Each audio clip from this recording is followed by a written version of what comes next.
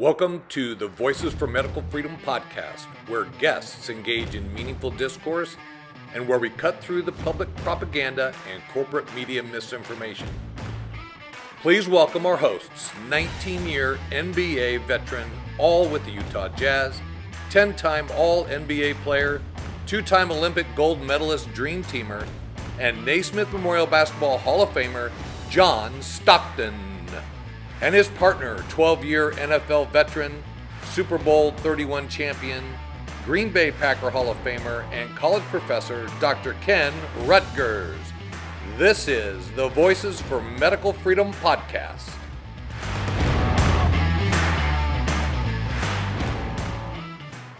Ken Maurer grew up in St. Paul, Minnesota, and he's currently living in Florida. He attended the University of Minnesota, where he played baseball and was named an All Big Ten player.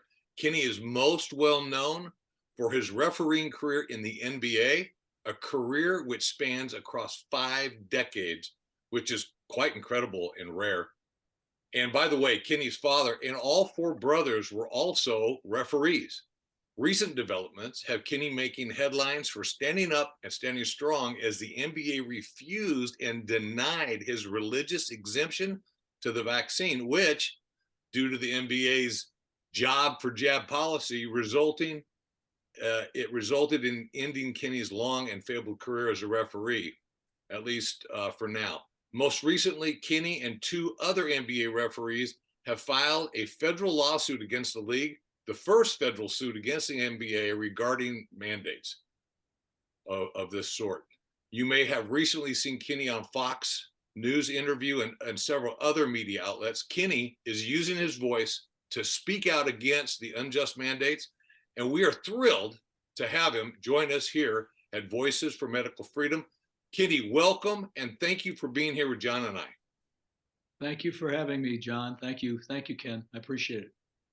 Yeah, I mean, growing up in Minneapolis, St. Paul, being an athlete yourself, how in the world did you get from being an athlete? And I don't know about John, but in football, as an offensive lineman, when I played for the Packers, the referees were only there to call, to penalize me for holding or offsides. But how did you get from an athlete to a referee? Well, my father, who is my idol and my role model, my father was a high school football coach, as well as a high school football and basketball referee. He also refereed in college. So when I was young, 8, 9, 10 years old, I was always a big fan of sports, any kind of sports. But I would go with my dad on Friday nights or Saturday night and sit in the stands and watch him referee high school and college basketball, or I would watch him, officiate high school football. And I just, back then I always wanted to be, a college or professional athlete. That was my dream. And so back then I was thinking, well, this is just a referee. But then as I got older, I saw, my father, I think, enjoyed refereeing as much as he enjoyed coaching. He did both. So he understood the coach and he understood the referee, which I thought that was the way he dealt with people. He could handle the player and he could handle the coach, but he was also looking at the player from a coach's standpoint, even when he was refereeing. So it was, I really admired him for everything he brought to the table. He was very successful, but he never really went anywhere other than high school or college because he had a family. We had six children and married, and he loved coaching and he loved teaching. And so that's how I became, a high school. I took a class when I was in junior college. I was playing baseball, football, and basketball in junior college. I then, like you said, went to the University of Minnesota on a baseball scholarship. But during that time, I was always leaving practices early.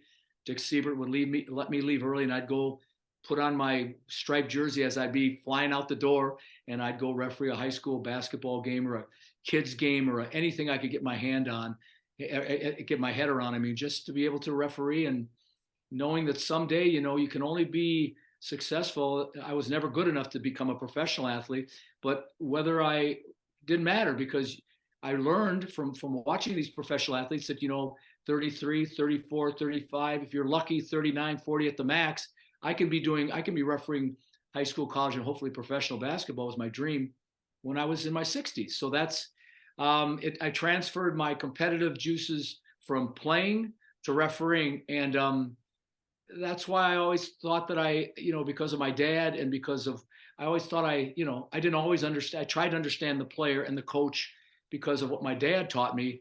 I didn't always do a real good job of it, but I sure tried. So that's how I became a high school and college and professional referee. And I've loved it since the day I picked up the whistle. Yeah, I mean, like I mentioned earlier a little bit. I mean, football is it's such a militaristic kind of a culture. But my little bit of experience, with pro basketball players and kind of watching a few games is a lot more kind of loose. If we were as loose, and although today's game is a little bit more loose, but John, I mean, when I was playing, I mean, we saw that the refs were impediments to us getting our job done, especially as an offense. What was your relationship, John, like with referees? And I'd be curious to hear what Kenny's perspective of that is. Well, it's an interesting relationship for sure. I mean, they had their own locker room, everything's separate. Paths aren't really supposed to cross. It's supposed to be a professional relationship, I always thought. And um, you could be as cordial or as uncordial as you chose to be, and you usually got the results that came with that. So, I mean, I have all kinds of curiosities about it, Kenny. I know we basically in the same business for a lot of years. And for example, you talked about your competitive spirits. Do you guys get a scouting report? You'd be sitting in your locker room over there. Did you say, okay, we've got the Jazz tonight. Stockton double dribbled 15 times last night. They missed it. We got to make sure we correct that. I mean, I always wondered what your preparation process is for any individual game. Because unlike us, we'd play 4 games in 5 nights. You might have, 6 straight nights where you're traveling city to city and ref. So there's so much about your part of the business that I'd love to understand. Well, John, you and I are going to become great friends, and I would like to discuss that with you because I don't think enough of that's done. I don't think the player today, and even back when you played, I don't think the player really took the time to understand the referee, and in many instances, the referee didn't take the time to understand the player, and I think that's a fault. And I think it's getting better because we would, I don't know about scouting reports, but we would, what were tendencies that you had or Carl had or Thurl Bailey had, or any of the players on your team, Jeff Hornacek said, what were that? We knew all of them. We knew who they were. We knew who came off the bench. After a while, we could tell you when Jerry was going to sub. We could tell you what play was going to be run at certain times because I would see you enough to know. I know when you'd be coming with the back pick. We saw it enough, but I think a lot of that comes from experience. And I didn't know enough about that the first year in the league, but asked me if I knew a lot about that my 12th year in the league. I could have probably run your plays for you. And most good referees know your tendencies, what you do. When you go to the hole, do you like to extend the arm? Does somebody kick his leg out? Does somebody hook with his arm when he goes baseline on the dribble? All these things that you study as a player and know the tendencies of players. I tried to do that too. I thought that may help. Now, I didn't want to ever anticipate something because when you anticipate, a lot of times you blow your whistle and you're wrong. I try to, prepare, and then I used to try to pride myself on being late on my whistle. I wanted to make sure the whole play developed. And if I was late, sometimes you'd get a lot of crap for saying, "Oh, ref, you're late." Well, I'd rather be late than right than early and wrong. And so, we could talk for hours on it, John. I hope we do because I love talking about it. And one year they started referees going into locker rooms early on. Can't remember what boss started it, but I thought it was good. At the beginning of the year, going on and actually speaking with teams and coaches and showing, what were the points of emphasis this year, or what were the things that we were looking at, which usually was predicated on what? The playoffs the previous year. And I used to open up for questions and ask players to talk. Don't be afraid to say something. I mean, I was known for giving technical fouls. I was known for disciplining people, but I was probably known to be, maybe an asshole. I mean, I don't really know, but I never really worried about that because I didn't think that I was. I thought, well, let's go back and look at what predicated that. What did he say to me? What did he do? And if I was wrong, I said I was wrong. I would get to the player later in the game or later, maybe the next day, next game, and say, "Hey, John, remember that play? I had that all." And you'd remember the play. Players don't forget plays. They don't forget. And so I'd say, "Remember that play? I kicked the hell out of that play, John. That was wrong. I anticipated there was not enough of an off arm. It shouldn't have been an offensive foul." Whatever the scenario was. And players always appreciated honesty, especially when a referee could admit that he screwed up. And we as referees always admired players that you could talk to, and the player would also say, you know what, I don't think I'm gonna like that play either. That was just, I love that, John, as much as anything about refereeing. I never wanted to ever be a BSer. I never wanted to ever act like I was a friend of the players. You never acted like you were my friend, but I always felt that, and not just because you're here, but you always had respect for what I did. And that's all I ever asked from a player, is to have respect for what we did, because then I always had great respect for players. Okay, so I mean, obviously, big part of the game, maybe from a fan's perspective or even from a player's perspective. But boy, getting that insight, Kenny, from you, I'm like going, yeah, you're like, you are the game as much as the players and the league, and it's all, you're all synthesized into this space. And then COVID hits, and before the vaccine, the first year there's no vaccine, and we're locked down. And of course, people with a memory can remember you guys were in Orlando. Were you there refereeing when everybody was bubbled in to Florida in the That's a story in itself that I'd love to discuss with you, and we will, but I wasn't at the bubble. I had surgery to my left hip. I had 4 tears in my labrum and 3 other tears in my left hip that I had put up with for several years. You remember that, and just the craziness of. I remember the bubble well. Yeah, and the ever changing. I mean, the little bit of what I got from a distance, it was like Peyton Place, with this person violating this and that person, and then COVID and testing and policy changes. But then we get into 2021, and the vaccines are rolled out for the for the early takers. But it wasn't until the 2021-22 season that the NBA started instituting the rules and the mandates, and kind of a job for jab mandate. Of course, then I was just reading something this morning about Dr. Naomi Wolf regarding the Yale mandates, and she had a great quote that said, "Coercion is not consent." And of course, that goes back to informed consent. Before we have this, you're not allowed to give people medical procedures without consent, unless it's an unusual, obviously an unusual and rare occasion. So when as the new policy was unfolding for the 21-22 season, Kenny, what were your thoughts? I mean, what were you thinking? Well, the year before, Ken, that's what's so frustrating. The year before, everything was in flux. I mean, we were, everybody was searching for reasons and what to do, and they were testing all this. And so we were allowed to test. Everybody was allowed to test. Some people took the vaccine early. I just didn't know enough about it. I'm kind of a health nut. I'm organic. My wife we're vegan, we're organic. And so I don't take, shots and vaccines. I don't, when I had knee surgery, I didn't even take medicine for it. I just painted out. I mean, I just was against putting anything like, per se. So, but they allowed us to test. I tested 4 times on game days. In the morning, then at 11, then sometime in the afternoon, and then after the game. I mean, we tested 4 times on game days. And so, we didn't particularly enjoy it. The players didn't enjoy it either. But, if that's what we have to do, then that's what we do. So, and everything was fine. We were testing, we were moving. Well, then the summer comes and we get inklings of, well, there's going to be a mandate. And I didn't understand that. And so the executive board evidently was in talks with the league, and they changed the last year of our contract around that said that basically you have to take the shot in order to sign the contract, in order to work. So it was jab for job. That's what the terminology. And I just said, wait a minute, what about what we did last year? Why can't we test? Why do we have to, why I don't, and aside from even the health benefits, I've always been a Catholic. I mean, I've never had to discuss my religion before. I get almost somewhat upset about it. Why do I have to explain my religion to anybody? I don't. I don't have to explain the fact that I'm a Catholic. I'm a Christian. I've been a Catholic since I was born. I was baptized.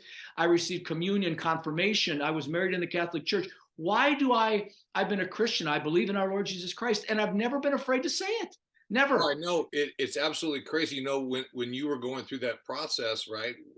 I was coaching high school football, and to volunteer to be with the kids outside with social distancing and masks on while we're coaching, and the kids, you know, the high school players, they got masks on, and a vaccine was required unless you could get a religious exemption. And of course, Oregon also has philosophical and medical exemption. So what happened, Kenny? Well, then going into the season, we were never asked to vote on it. The staff was never asked to vote on whether we wanted a mandate. The mandate was just put into the contract. So what about the referees? You guys have a union, right? if you want to call it that. Well, I mean, I'm being facetious, but the executive board was meeting with the league, and they all came up with this. You know, in our executive board, our union leaders were telling us, you know, you must take this, and this is good for society, and it'll help. You aren't going to, if you take it, you aren't going to spread it, and all this, you know, all this stuff that, you know, that we now know is not true. But all of it, so basically, I thought when I'd be talking to my executive board, I was talking to the NBA. I thought they were the same.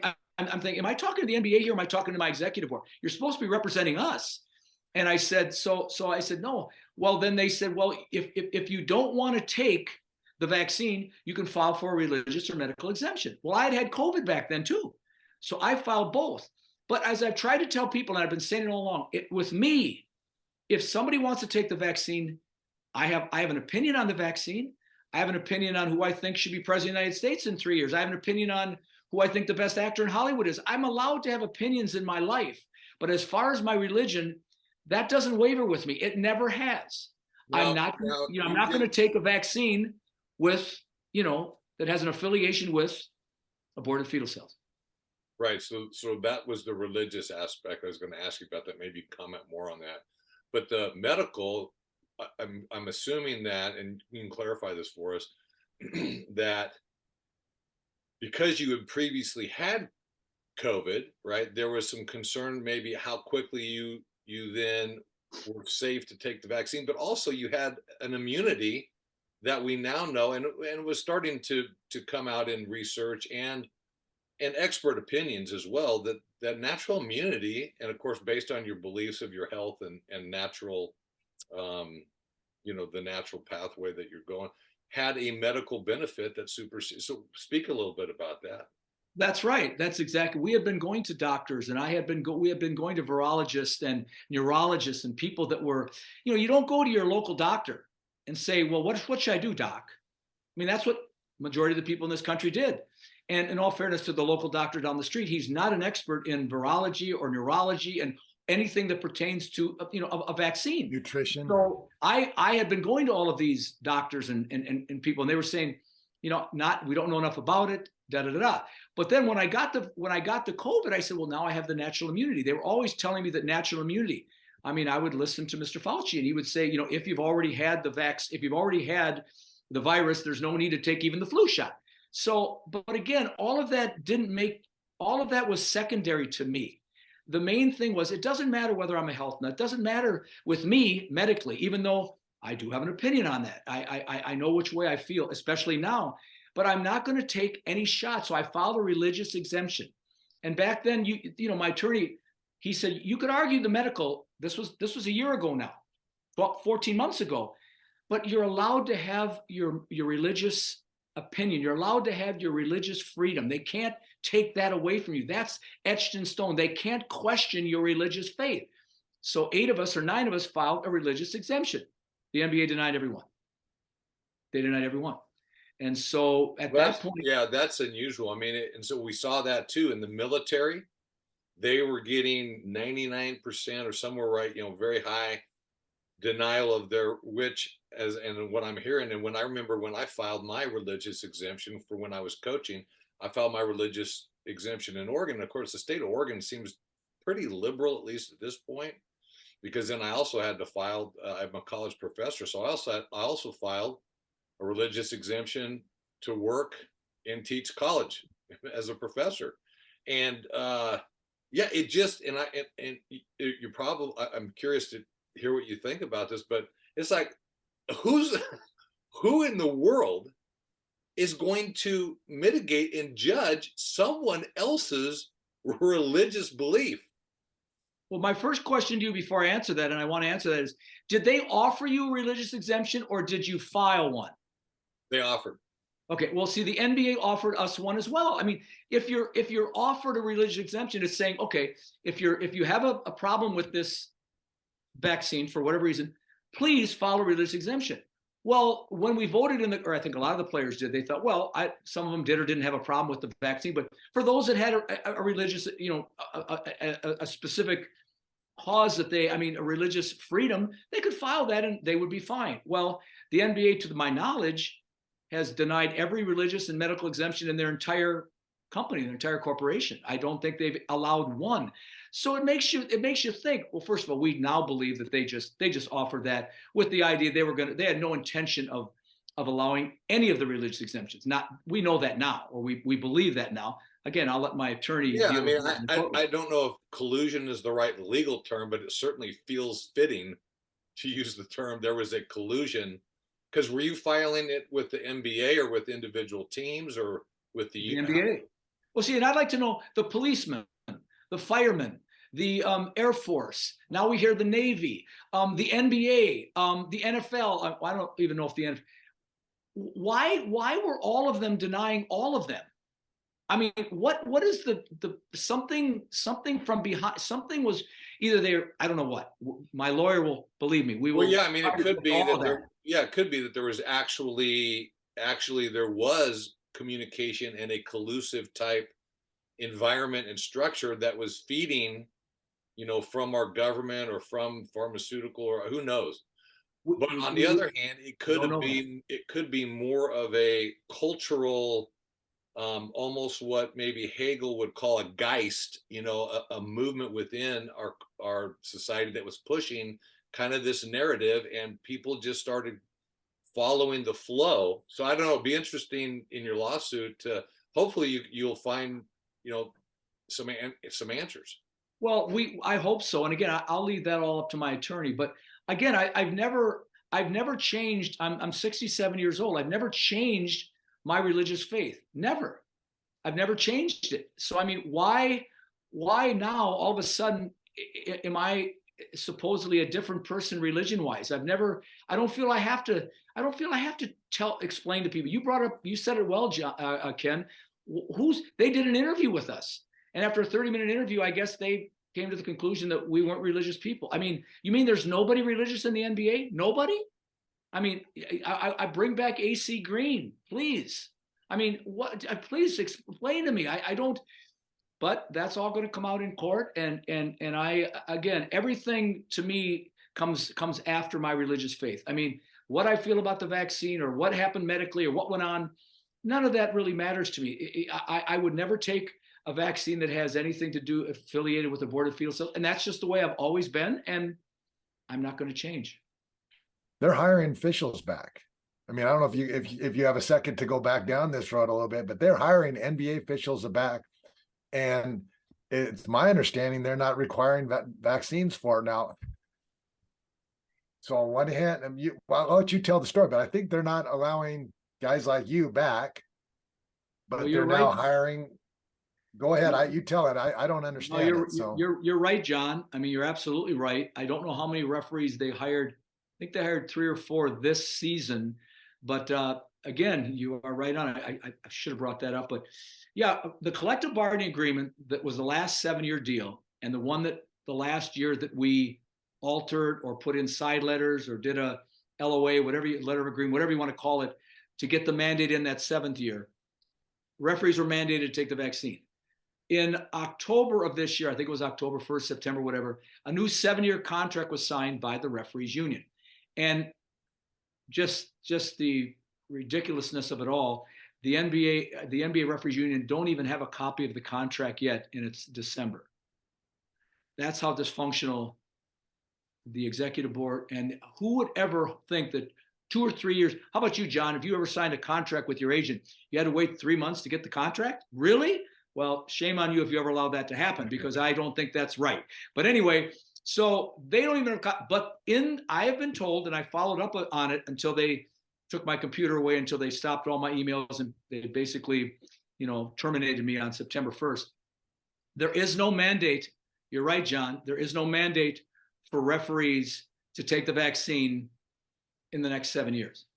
Now, again, there may be something in the work rules or whatever else. We haven't seen it yet that overrides that. I don't know, but there is no longer a mandate. However, they had a side letter in the agreement that was offered to the staff, is that even though there is no mandate for future referees, Maurer, Richardson, and Ayat, they have to take the vaccine in order to come back.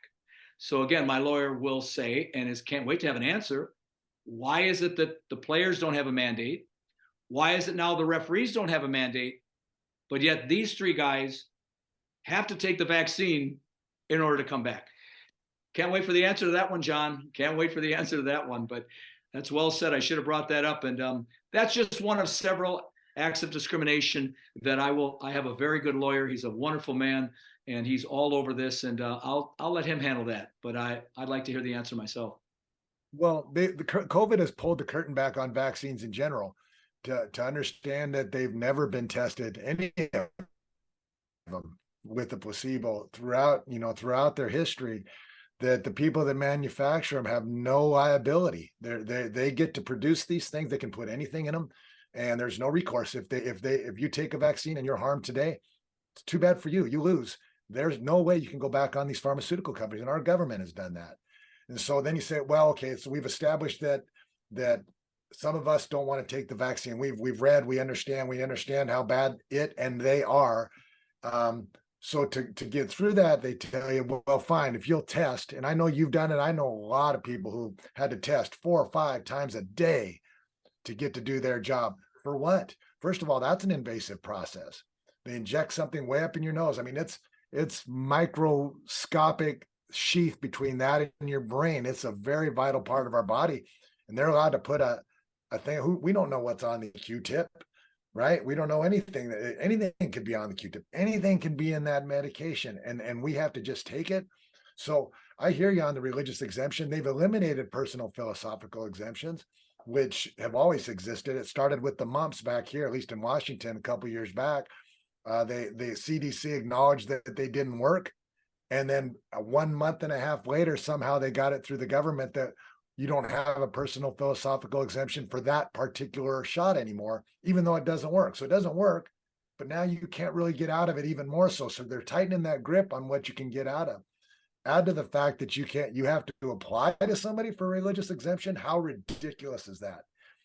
You mentioned a number of times, my religious convictions, my own business, it's between me and God, and nobody in any office, anywhere has the right to challenge it, anywhere.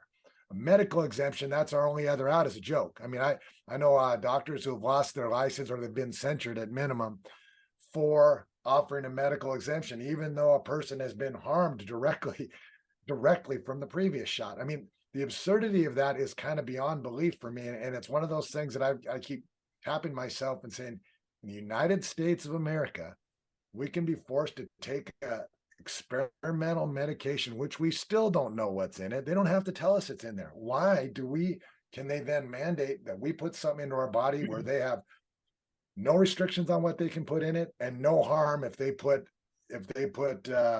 straight rat poison in it? So the whole part of it's absurd. That's the beauty of COVID. It's pulled the curtain back on that. And at least we're seeing, I think almost everybody's seeing the fallacy of it, but we can't get the media. That's why we're doing podcasts. We can't get the media to step up and say, look, there's something wrong here, folks. And hopefully your case brings it to light, Kenny. I'm proud of you. We never had issues as players and refs, even though it's kind of a difficult role. We never had issues because we can talk and we can think. And I'm so hopeful that your case comes out successfully. It's important to everybody. Well, that's another thing I'd like to get out is that, and again, I don't want to come off like I'm a hero. I don't want to come off like I'm a one-of-a-kind guy, because there's a lot of wonderful people in this world that are doing what we're doing. And I And I applaud everybody that is standing up and saying, we're not trying to rebel. We're trying to just stand up and say, what's happened here? What's going on in this country? What has changed because there was a virus? Okay, there's been many viruses. There's been many smallpox, and there's been so many things that have transpired over the last 400 years. Why all of a sudden now are all of our civil and religious liberties taken away from us because we choose to not take one? There's something underlying behind. 10 months ago, 12 months ago, I had no idea.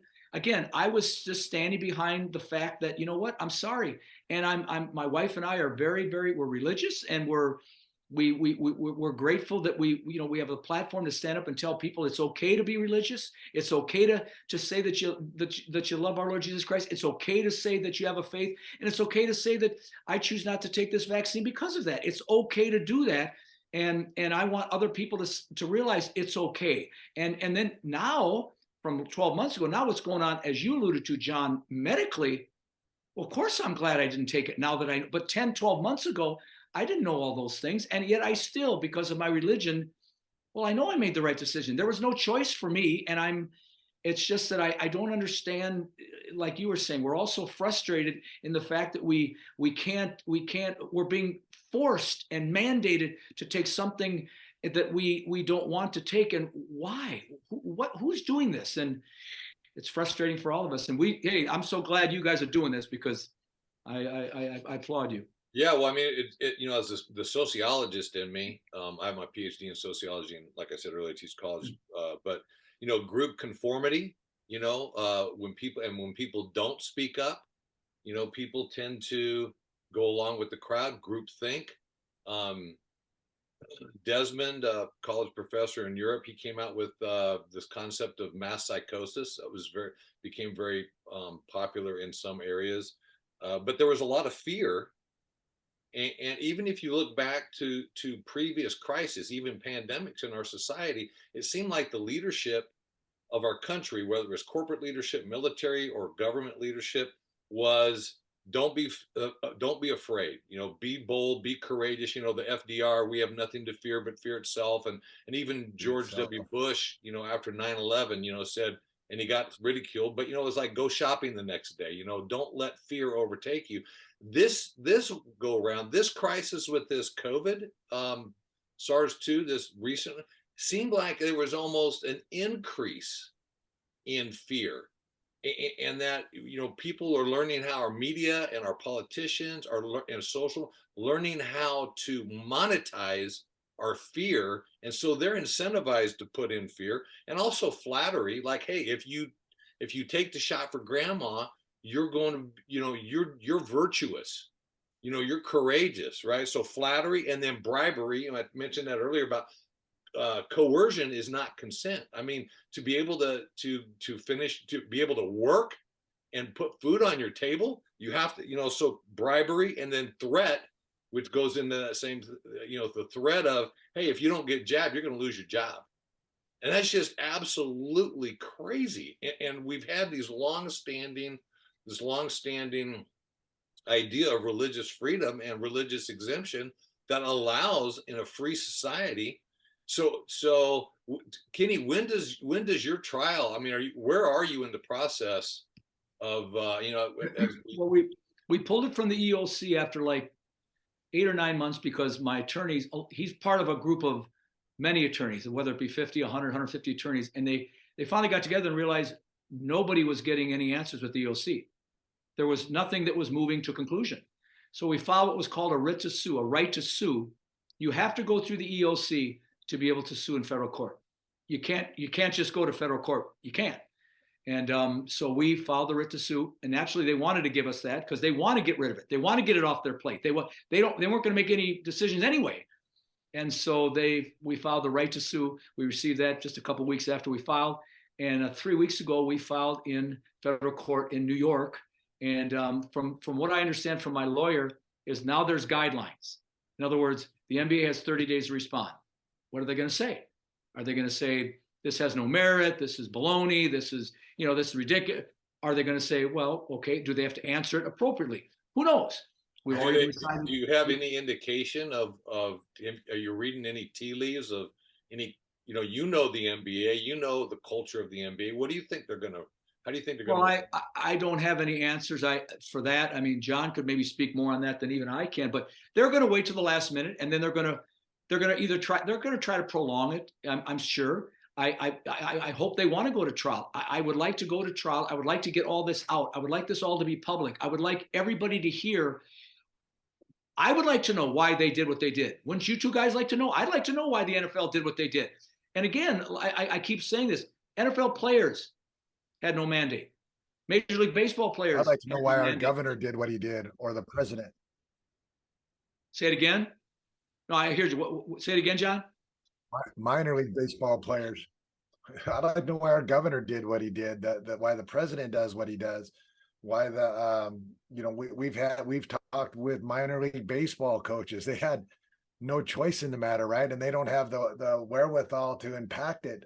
Jobs just gone. The average daily worker here in Washington State, when they shut down these businesses, and they had bars open till 10 o'clock because at 10:01 COVID came out. I mean, just the absurdity of things over and over again that people bought into. And you talked about the mass conformity, Ken. It also just takes one person. It's in biblical terms. If God would save the world if there's one good man, I that's somewhere in there.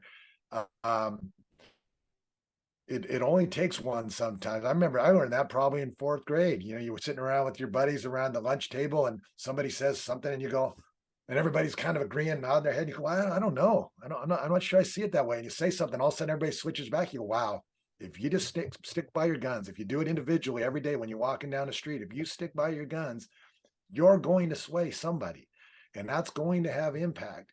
And so frankly, I think you are doing a heroic thing, Kenny. I think Ken Ruettgers, you have been doing heroic things, but it doesn't need to be heroic. It needs to be every day with your family, with your friends. Just being willing to say, not be so scared where you self-censor. You got to speak what you see. And the truth is that these things aren't good, and that it doesn't matter whether the vaccines are safe or effective, or that the tests are accurate, or whether you're religious or not. None of that matters. What matters is they don't have a right to say otherwise.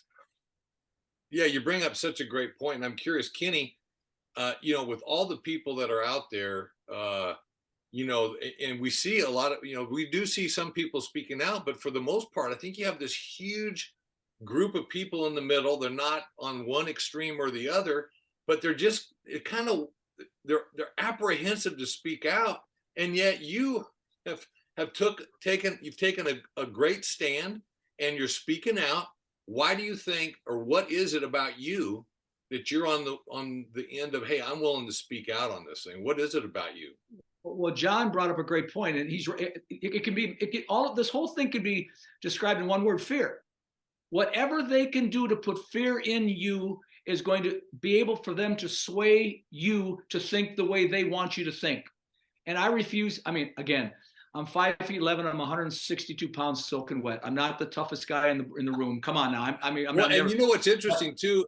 Recently, with all the China lockdowns, and that's been going on for a while. But they're welding doors shut. They're putting locks on doors. The Chinese people, tens of millions of Chinese people being locked down. And if they don't comply, but they're starting to speak out. They've had riots over the past month or two, and our media is kind of saying they're behind the Chinese people, freedom of speech, and yet those same mainstream media talking heads are also saying they want to censor Americans. So it's just really weird. We're for freedom of speech for the Chinese people, but not for Americans that disagree with our. It's easy to talk about somebody else when you don't have to look in the mirror, isn't it, John?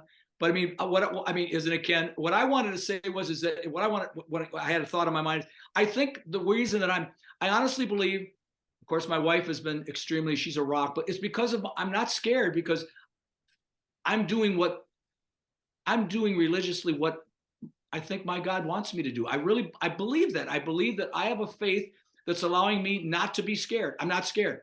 And I was precipitating that I was precluding that by saying, I'm not the biggest guy on the block. I'm not the strongest guy. So it's not that, has nothing to do with physical. It's just I'm very proud of what I'm doing and what we're all doing, but I have a great faith and I believe that I'm doing what my Lord wants me to do. And I believe I've already won. If I win in court, that's going to be a plus. If I don't, I'm still doing what I believe is right. And I'm not afraid to say that, like I say, I'm according to my religion, according to my faith in our Lord Jesus Christ, I don't believe that I should be taking this vaccine. I don't think it's right for me religiously. Kenny, And then that's such a great point. I could also have an opinion on it medically too, which I do after 10 months. What's come out, I get it. But what I started with 10 months ago has never wavered, and it's not gonna. And that's why I'm not afraid of what's going to happen, because I'm content with that I'm doing the right thing. I love that. At the end of the day, you got to look yourself in the mirror, and that's what you're doing. You're looking and saying, I'm doing exactly what I believe is right, and I'm doing exactly and all your reasons are right. For yourself, for your wife, your kids, grandkids, for people in general, because you care. You can go and look in the mirror every day, and I think that's worth a lot. It's a lot, oftentimes all we have control over. And so again, I applaud you. I agree, John. Again, I've never not trying, and we're also doing this not just for ourselves. We're trying to do it for, if we can save one person, if we can tell one person, or maybe one person will have the strength to go back to the employer and file that exemption and say what you did was wrong. And there's so many. This encompasses so many things. I mean, it's so much is involved here, and it's just, people just have to learn to talk. I used to get really mad at people that I didn't think used to think the way I thought. I don't do that anymore. It's wrong. In fact, I probably turned people away because I've been too blunt. You know what? I just say, there's a lot of information out there. I really believe you should look into, all the information out there. And again, I am disappointed in some people of faith. Some people, I'm disappointed in the churches. I'm disappointed in, they would close down the churches. I always thought in the old days, people died before they'd ever choose to turn down a church. Is the church in some way behind all this? I don't understand. I'd like to talk to priests and say, wait a minute here. If your religion, do you people believe in the same thing I believe? They brought up that Pope supposedly said something. Well, it was taken out of context. But again, shame on you. I mean, no, I don't necessarily believe in what the Pope said either then. But I do believe in Christ, and I do believe in the Catholic faith, and I do believe in what I believe, and that's not going to change. I remember the guy interviewed me one time, and he said, well, do you believe in what the Pope said?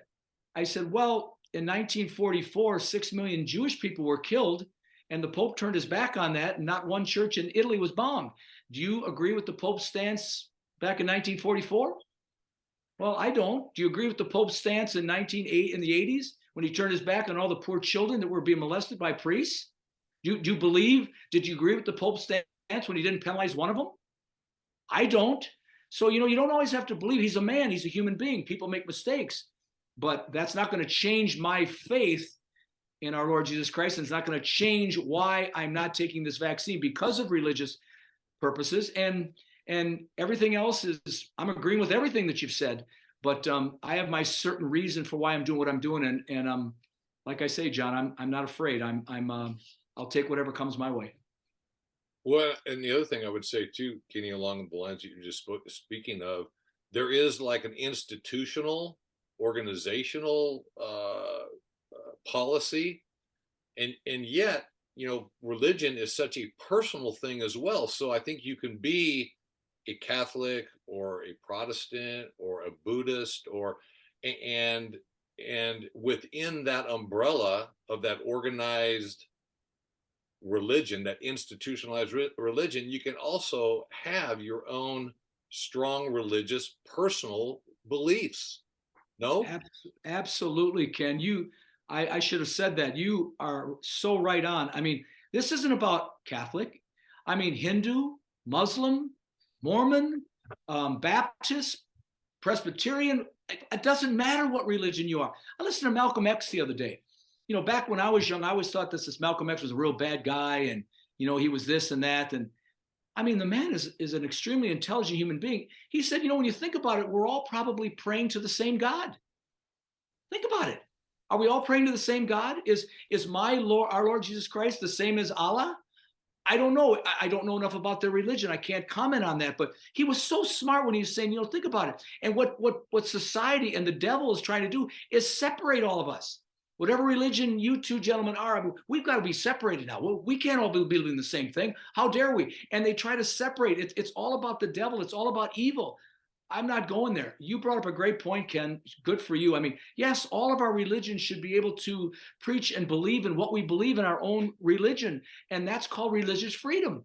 And no job, no employer, no human being, no government should take that away from us. And I'll be damned if they're not going to take it away from me. They're not. And yeah, and speaking of religious freedom, I mean, also I think in terms of the freedom of speech that we have in our First Amendment. Have you been censored? I mean, there have been there have been YouTube interviews I've done for sports shows where they asked me to share the perspective of my wife's journey, and I've shared her vaccine injury, and they get banned. They get taken down from YouTube. Have you been censored? Well, the only one I almost got censored by was my own employer. While I was suspended, but yet not terminated, I went on a show, a Jason Whitlock podcast, and he's a wonderful guy. I know you two gentlemen are going to get to meet him too. He's a great guy, a very conservative Christian man who says it like it is. And he took me on his show. And after I went on his show, the NBA sent me a letter. Now, remember I was suspended without pay. But they sent me a letter saying that they were going to, what was the word? They were going to penalize me. They were going to whatever. And my lawyer just said, penalize you. What are they going to do? Take away money? You don't have any money. They aren't paying you. How are they going to? They're going to fine you and impose the fine. How are they going to? Yeah, that was it. They were going to fine me. And I had to laugh at that. Since then, no, I've been able to go on, Fox, and Megyn Kelly she tremendous. What a class act she is. Wow. Her people were so nice, and Newsmax, and there's a couple more that are coming out that I'm going to go on, and I hope to get on that Del Biggie or whatever his name is, that guy with High Wire. And there's just so many people but the answer is no. I mean, I don't know why, but none of that has been censored, and I've been able to speak like I'm speaking with you gentlemen, and it's been great, and people have been supportive. And again, even if people have differences of opinion, at least they've been supportive. So no, the answer is I haven't been yet. Well, I was just thinking, in terms of censorship, I experienced one fairly early on in 2020. I was just doing some vaccine stuff and kind of sending some preliminary information to people about stuff and trying to get them to think about,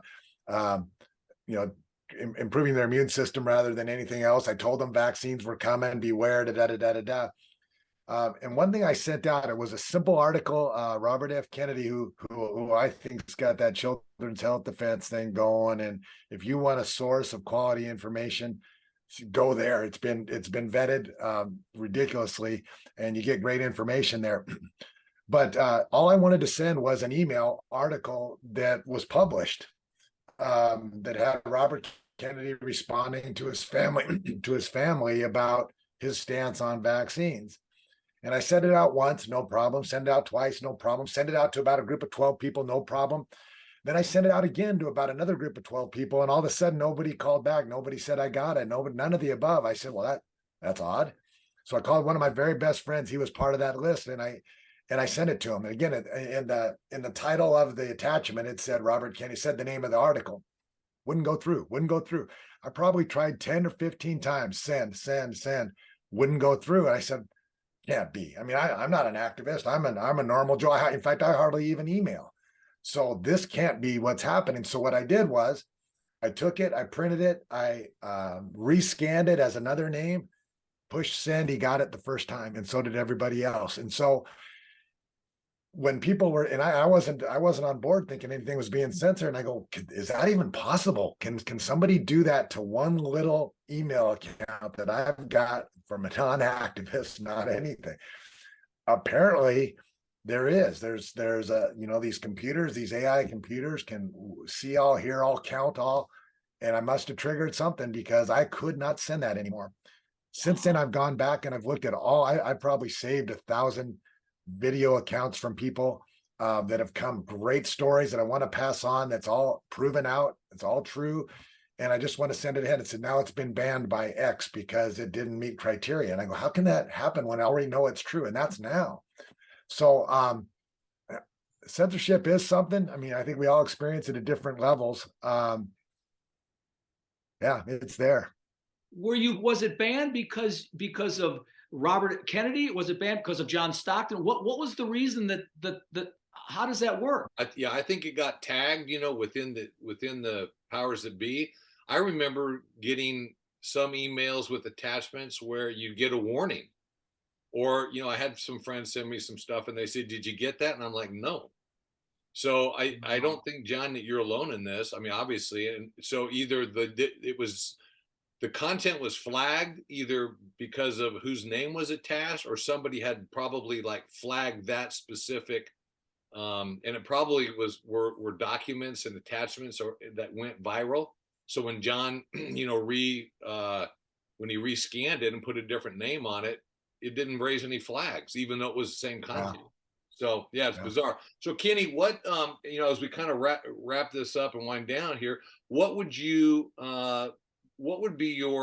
your hope, encouragement for everyday people that are listening to this podcast that might say, well, I'm not a dream team two-time gold medalist, Utah Jazz, NBA Hall of Famer. I'm not a Green Bay Packer Super Bowl champ. I'm not a ref that NBA ref that's been 5 decades span in the NBA. What would you tell them is they're sitting there going, well, I'm just an average, everyday, ordinary guy. What can I, or gal, what can I do in this space to use my voice to take back our freedoms, to maintain our freedoms? What would you tell them? I think both of you have said it during this interview, and whether you realize it or not, is that don't be afraid to say what you think and honestly what you feel. Because if you notice, the people, and I believe they're the minority, that are getting all the so-called publicity are the people that are negative, that are people that are evil, that are the people. They once said that, of all the bad people in this world, they talk about the globalists, the elitists, and all that. What is there, 2,000 of them? Yet there's how many billion people? I mean, so I don't be afraid. John, I think you brought up a good point, and I've been the same way my whole life. You be in a group of people, and somebody will talk about a player, or somebody will talk about a referee, or somebody will talk about the guy at the restaurant the night before, whatever. And then if you don't say anything, oh yeah, I think that guy's a bad guy, I think that guy's a, and everybody doesn't say anything, then what? Then you're condoning, or you're making that person believe what they're saying is right. And I was never like that. I would always say, wait a minute, whoa. I don't think he or she is a bad person at all. In fact, I think he's a pretty good guy. I think she's right. Whatever it is that I would say, and then right away you'd find then somebody else would pop up and say, yeah, Mauer's right. I don't find he or she. So it's just, people are sheep. People follow. There's more followers than leaders, and I believe we're trying to be leaders in this specific venue. And that, don't be afraid, Ken. Don't be afraid, John. And you guys aren't. You never have been. That's why you've been successful in what you've done as human beings, both on and off the field. Don't be afraid. Don't be belligerent. Don't be unprofessional. Don't be rude. Don't be blunt. But don't be afraid to tell people, listen, don't be afraid of your faith. Don't be afraid to tell people that you believe in God. Don't be afraid if you don't like the vaccine. Don't be afraid to tell people you don't. Don't be afraid to tell people how you feel. And be classy about it. But because the more of us that start doing this, we're going to win. We're going to win. Yeah, well said, Kenny. Well said. Kenny, John, thank you all for being here. Kenny, thank you for taking the time and giving us incredible insight. Thank you for your voice and your courage to continue to support and medical freedom now and in the future.